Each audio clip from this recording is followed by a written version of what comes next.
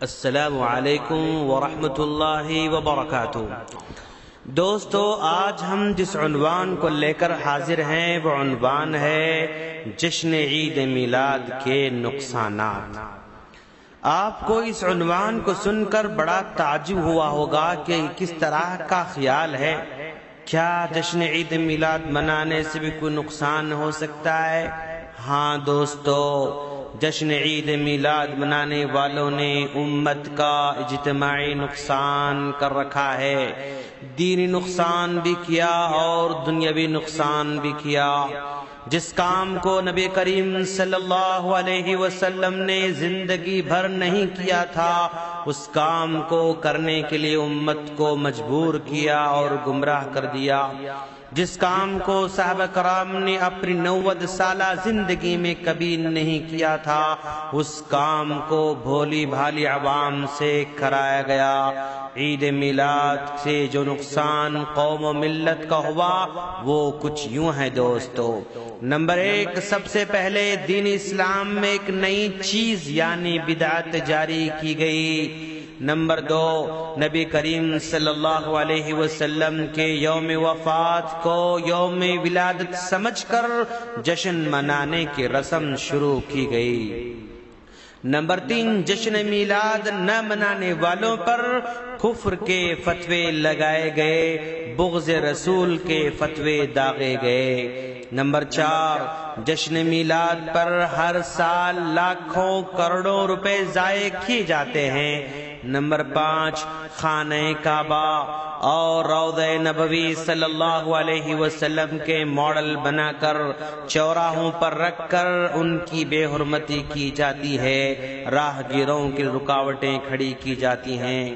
Number 6، گلی کوچوں میں میلاد کے نام پر میلے لگائے گئے اور خواتین کے لیے بے پردگی کے بازار سجائے گئے۔ نمبر 7، میلاد کے جلوس میں قوالیوں کے نام پر، نعتوں کے نام پر میوزک، ناچ گانے جیسے بیہودہ کام کیے جا رہے ہیں۔ نمبر 8، بینڈ باجوں اور اخلاق سوز گانوں کے دھن پر نوجوانوں کو رقص کی ترغیب دلائی جا رہی ہے۔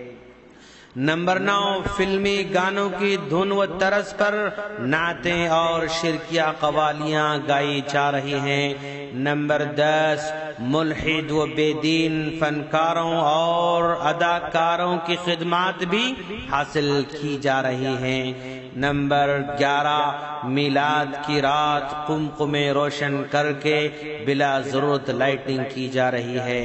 دوستو، عید میلاد منانے والوں سے ہم کچھ سوالات کرنا چاہتے ہیں۔ اگر کوئی آدمی سنجیدگی سے ان سوالات پر غور کرے گا تو پھر انشاءاللہ کبھی وہ اس طرح کی بیہودہ حرکتیں نہیں کرے گا۔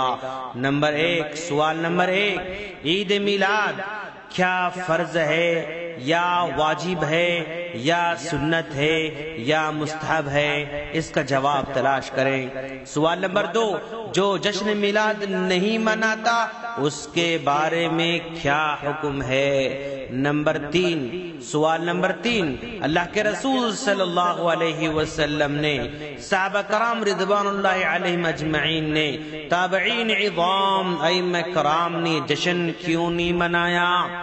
کیا ضرورت نہ سمجھی گئی یا بنانے میں کوئی رکاوٹیں تھیں یا سستی اور لاپرواہی کی وجہ سے نہیں کیا گیا یا خلاف شریعت سمجھ کر نہیں منایا گیا یا ان کو علم ہی نہیں تھا یا ان کو ترغیب نہیں دلائی گئی یا نعوذ باللہ ان کے دل حب رسول سے خالی تھے؟ سوال نمبر 4، گزشتہ 14 صدیوں میں صحابہ و تابعین سمیت جن مسلمانوں نے یہ جشن نہیں منایا ان کے بارے میں آپ کا کیا فتویٰ ہوگا؟ ان کے بارے میں آپ کا کیا حکم ہوگا؟ سوال نمبر 5، 12 ربیع الاول یوم وفات بھی ہے، جہاں پیدائش اور وفات یعنی خوشی اور غم دونوں جمع ہو جائیں تو وہاں خوشی کو ترجیح دی جائے گی یا غم کو ترجیح دی جائے گی؟ سوال نمبر 6، یوم ولادت کی خوشی منانا ضروری ہے تو یوم وفات کا رنج و غم منانا کیوں ضروری نہیں ہے، جبکہ بقول دونوں کے تاریخ بھی ایک ہی ہے؟ آپ لوگوں کے کہنے کے مطابق نبی 12 ربیع الاول کو پیدا ہوئے اور نبی 12 ربیع الاول کو انتقال کر جا رہے ہیں۔ جب خوشی منانا ضروری ہے تو رنج و غم منانا کیوں ضروری نہیں ہے؟ سوال نمبر 8، اللہ کے رسول صلی اللہ علیہ وسلم نے صرف 2 عیدیں مقرر فرمائی تھی، مگر یہ تیسری عید کہاں سے آئی؟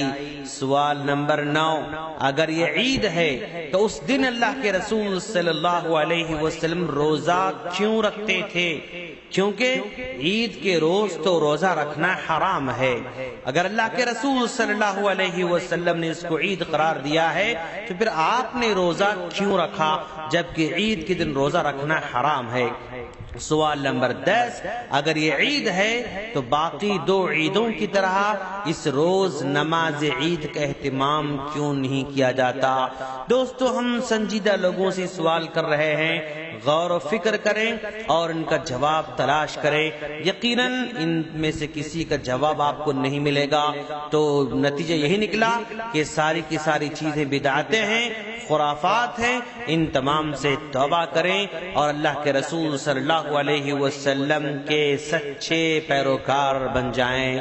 اللہ سے دعا ہے کہ اللہ تعالی ہم تمام کو اپنے پیارے نبی کا سچا پیروکار بنائے، آمین۔ السلام علیکم ورحمۃ اللہ وبرکاتہ۔